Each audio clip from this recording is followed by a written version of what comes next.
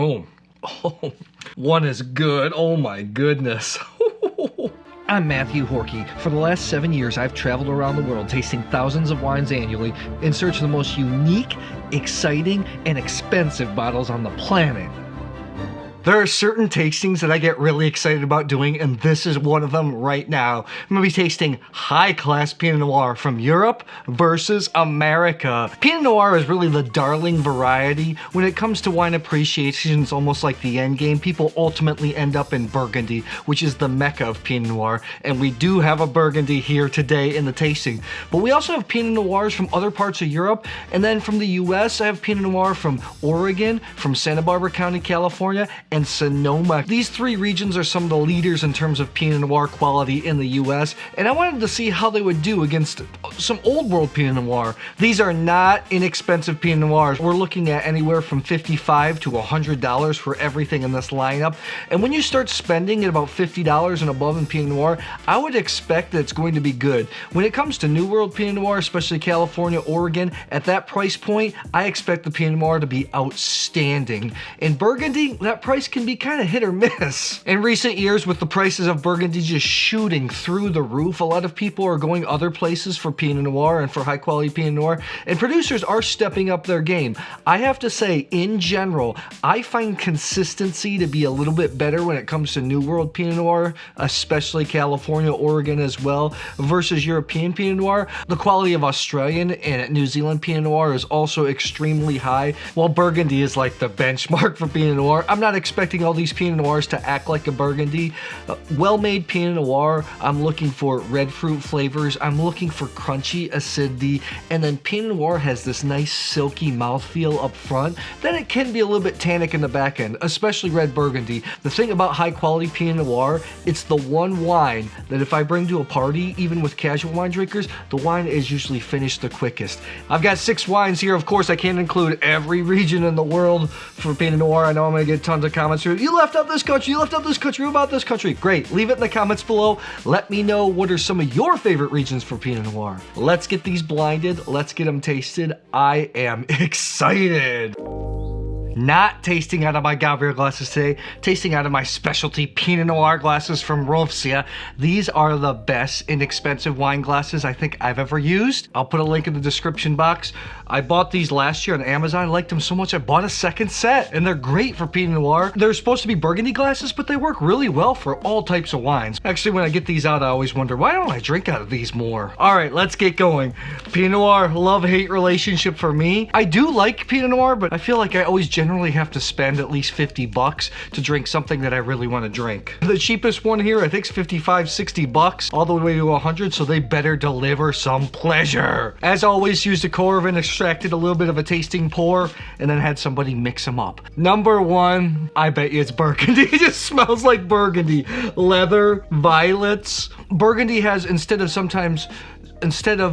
red cherry, sour cherry, raspberry, has more black cherry. That's what I'm getting here. Real complex nose. Real complex. Length here. The aromas. Burgundy has really haunting aromas, and that's what I think one is. One is good. Oh my goodness. That was a good start. Wine 2 is a little bit more tart. Let me see if it's New World Pinot Noir. Raspberry, type of a Cool Whip type flavor, more fruity. Whereas this is, number 1 was more leathery, more floral. This is more fruity, raspberry, cherry type fruits. Whatever 2 is, it definitely, number 1 is, I think it's Burgundy, but number 2, it's fruity, but it definitely holds a candle, right? I mean, right next to the Burgundy. It's really nice wine. I think this is gonna be more of a friendly Pinot Noir. I think a lot of people are gonna like this. It's good. It's just a friendly, delicious, fruity Pinot Noir. One.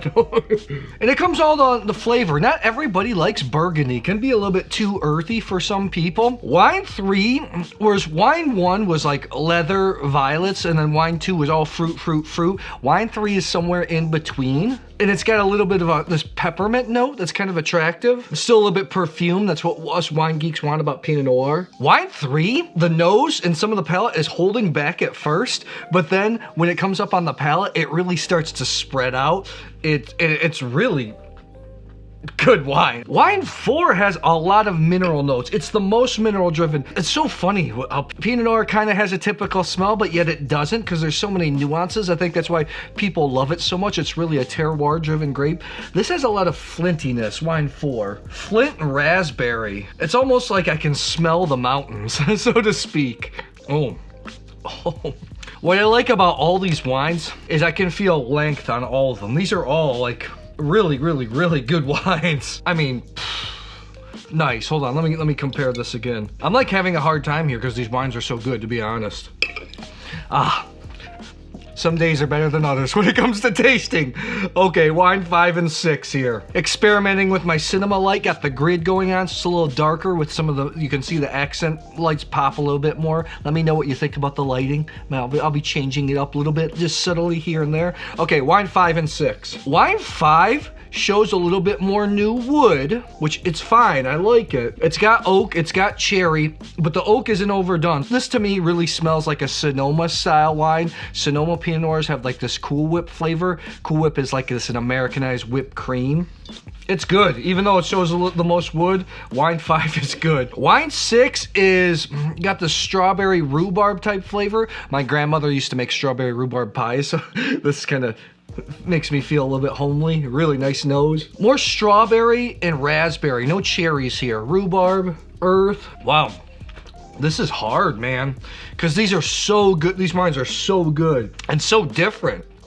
This was extremely difficult because all the wines were excellent. I don't know. I guess you just go with your first instinct here. Okay. You ready for the reveal? You ready? Let's get it. This was the closest blind tasting video that I've done so far on the channel. The scores here range from 95 plus to 93. I mean, they were splitting hairs here. I thought the wines were all outstanding. This is you're just listening to tasting notes on what you're gonna buy and maybe price too as well. That's gonna kind of lead you to what you want to get. There's really no losers here, but let's just save. Wine number 5, I think this is a Sonoma Pinot Noir. It just has that Cool Whip type of flavor. However, a lot of people like that and usually it turns me off, but this wine was really good. I have it at 93 points. That like Cool Whip flavor, really, that's what stood out to me. It's not Sonoma.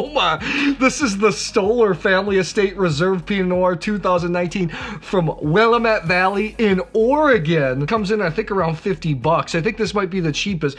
Still really good. 93 points. I'm surprised that wasn't Sonoma. That's what I thought. Okay. Number 3, remember I talked about how 1 was, I thought was Burgundy. 2 was more fruity, and 3 was in between. It had this peppermint earth type of note, but the length really, the length was awesome. I have it at 93 plus. Let's see what it is. I'm excited to see what this, wow, the Movia Pinot Noir 2016 from Slovenia. This I think comes in around $68. Movia, well-known producer for putting Slovenian wine on the map. His Pinot Noir is not very widely available. You really got to hunt down to get this. Minimal intervention producer.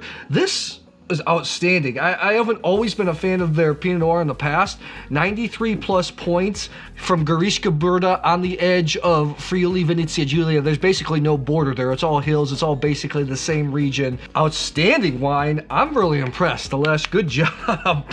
Okay, here we have number 4 and number 6 here. I have tied at 94 points. It's 2 totally different wines as well. We have number 4 here, which is more flinty stuff. It's got kind of flavors I associate with Riesling a little bit more, like I can taste the mountains.